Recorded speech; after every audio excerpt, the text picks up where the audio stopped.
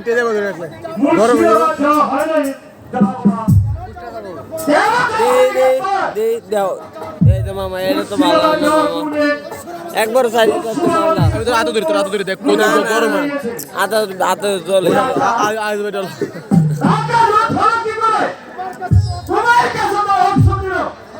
আর সঙ্গে ছিল তোমার সৈন্য বেটা লাইট নিয়ে পেয়ে গেছে কমিটি করে টাকা উঠালো বড় কাপার জবাব দাও অস্ত্র ধরার আগে দস্যুরা আমাদেরকে গুলি করে তাদের আমি ঠিক থাকতে পারি নাই তাহলে এই দেখুন যে আমরা এক বরাবর মাথা থেকে রক্ত জ্বলছে আমিও কি হয়েছে মেশিনটা দুর্বল হয়ে পড়ে গেলে 50,000 টাকা দস্যুরা ভোট করে নিয়ে গেল আর জবাবদারের রাজপথে হলো যে টাকার জন্য বন্ধুত্ব বিচ্ছিন্ন করলো এক ঘরে কি বলবো গপ্পার বড় গপ্পার এক ঘরে কি করবো মাস্টার কেপে দেবো আয় নাই টাকা আমার সংগ্রহ করবো গপ্পার কাকা দুর্বল হয়ে গেছে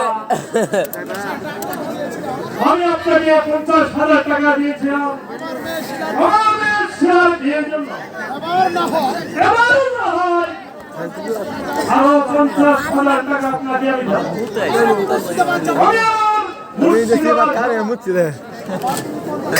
আবার তুমি 50,000 টাকা দিলে গাফার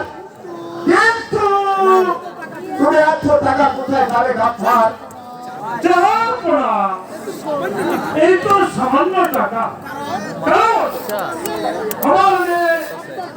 আপনার পুত্রবধ হয়ে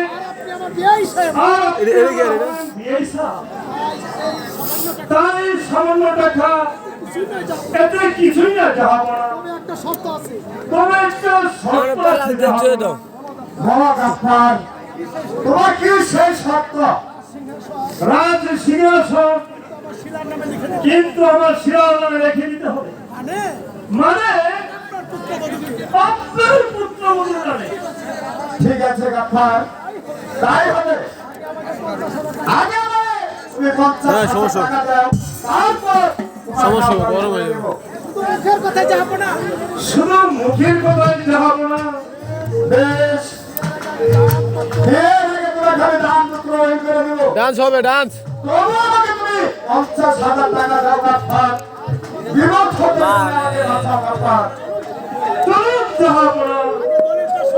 আগে দলিলটা সই করে দিই কিসের দলিল আপনি সই করতে দাদুদ্দিন সাহেব ঠিক আছে না শাহজাদা না শাহজাদা এই মানে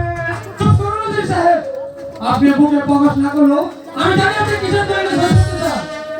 পিতা আপনি যা করতে চাচ্ছেন তাতে সম্পূর্ণ ভুল করছেন পিতা আমি যা করতে যাচ্ছি তা তোমার মঙ্গলের জন্য করা যাচ্ছে এত তুমি হিম্মত করো না না পিতা না আপনি যা মনস্থির করছেন তাতে আমি কোনোদিন মেনে নিতে পারি না কারণ আমি যাকে ভালোবাসি আমি তাকে ছাড়া আর কাউকে কোনোদিন গ্রহণ করতে পারবো না পিতা আমি তোমার পিতা আর তুমি আমার পুত্র তাই মুখে মুখে তর্ক করো না কারণ ভাই কাপড় আমি কথা দিয়েছি তাই যদি হয় পিতা তাহলে আমিও তো একজন মানুষ আমিও তো একজনকে কথা দিয়ে এসেছি পিতা নাটকের আমি কথা বুঝি আমি আমার কথা বলতে করতে পারবো না পিতা তাই বলি পিতা আপনি যে সিদ্ধান্ত নিয়েছেন তা সম্পূর্ণ আমার অমত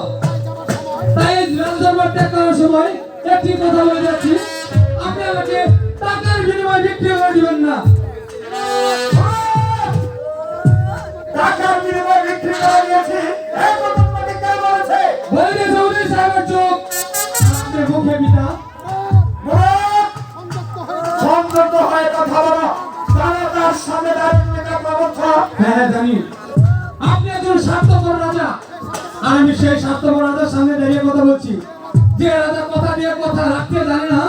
আমি তাই করতে হয়ে তার সামনে দাঁড়িয়ে কটু একটু করছি রাজা একটি বাড়ি চেয়ে দেখো আমার আমারও মন কি চাই পিতা,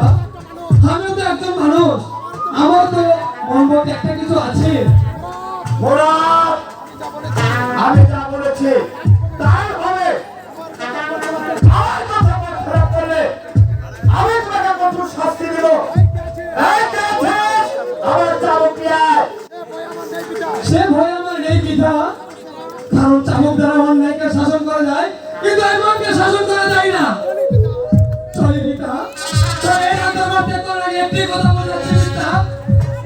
আর চোখের আগে শুধু শাসন করা যায়, কিন্তু মনকে শাসন করা যায় না।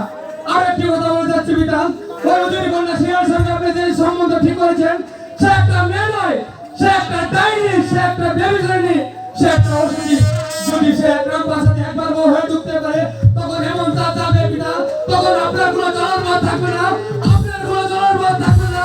আপনার চলার পথ থাকবে না। আইগে পূজা হয়ে গেছে। এখন কি করা যায় গাফফার? মুরাদের জন্য কোনো চিন্তা করবেন না জাহাপনা। কিভাবে কাজে হারাতে হবে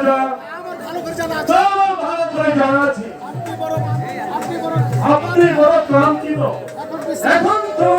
বিশ্রাম করছেন এই আপনাকে। শরীরটা সই করি,